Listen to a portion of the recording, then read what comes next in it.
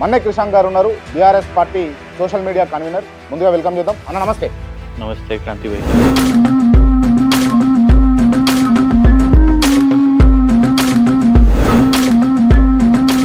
కృషాంక్ తన సొంత మామ, పిల్లనిచ్చిన మామకి సపోర్ట్ చేయలేదు రాజకీయంగా.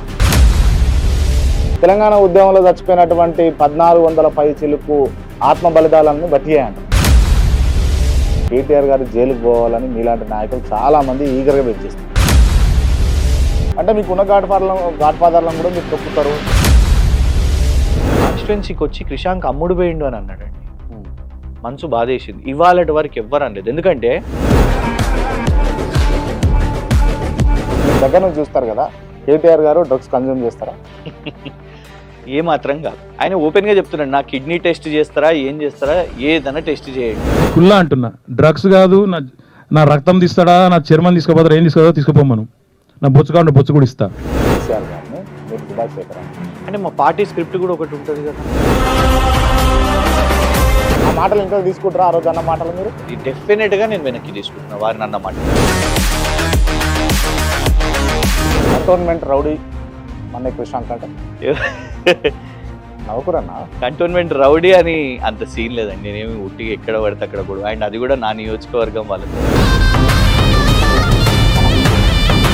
ఇప్పుడు కేటీఆర్ గారు ఎప్పుడు అరెస్ట్ అవుతారు అనుకుంటారు మీరు? సో ఇవాళ మీకు తొందర ఉన్నది అరెస్ట్ చేయాలని. పొలిటీషియన్లం అండి, భయపడాల్సిన అవసరం లేదు. ప్రభుత్వాలు శాశ్వతం కాదు. మొన్న 10 ఏళ్ళు మేమున్నాం, ఇవాళ వాళ్ళు ఉన్నారు. రేపు మళ్ళీ తప్పకుండా మా టైం వస్తుంది. వచ్చినాక ఒక్కొక్కడికి మిత్తితో సహా వడ్డీతో సహా తిరిగి చెల్లిస్తాం. మీరు కాంగ్రెస్ పార్టీ నుంచి బీఆర్ఎస్ లోకి రావడానికి కారణం ఏంటి? కేసీఆర్ గారు కూడా ఏమన్నారంటే, కృషాంక్ నీకు 30 years పొలిటికల్ కరియర్ చూస్తున్నాను, ఇంగ్లీష్ వచ్చు, హిందీ వచ్చు, యంగ్స్టర్వి, నువ్వు కలిసి పనిచేయి మాతోని అని చెప్పి.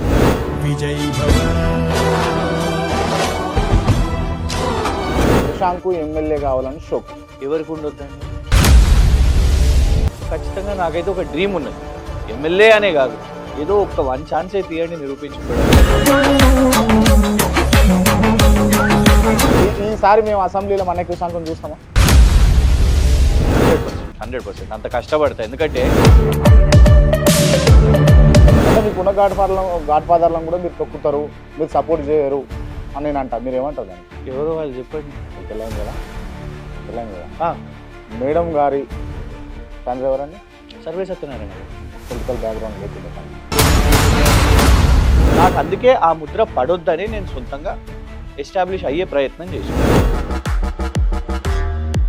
మీకు ఇబ్బంది అనిపిస్తుందా వెళ్ళిపోయినప్పుడు, లేకపోతే ఆల్రెడీ యుద్ధము అదంతా పెద్ద ఫ్రెష్గా ఏమని తెలియదు? 4వసారి మొన్న వెళ్ళడము. కానీ ఏజ్లో పెరుగుతుంటే ఇంకా ఈ జైలు ఏంటి, పెళ్ళి పిల్లలు ఉన్న తర్వాత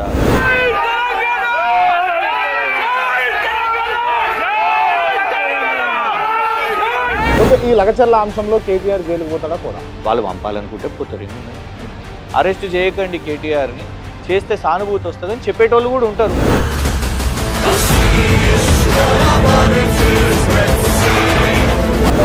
రేవంత్ రెడ్డి గారు మిమ్మల్ని టార్గెట్ చేసిరంటారా?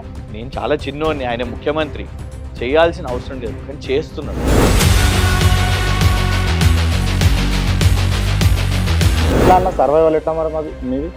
హైకోర్టులో తను మెంబర్గా ఉన్నది, కార్పొరేట్ కేసెస్ తీసుకుంటుంది, ప్రత్యేకంగా కార్పొరేట్ కేసెస్. అంటే మీరు ఎలిగేషన్ తీసుకొస్తారు, తను టేకప్ చేస్తారు.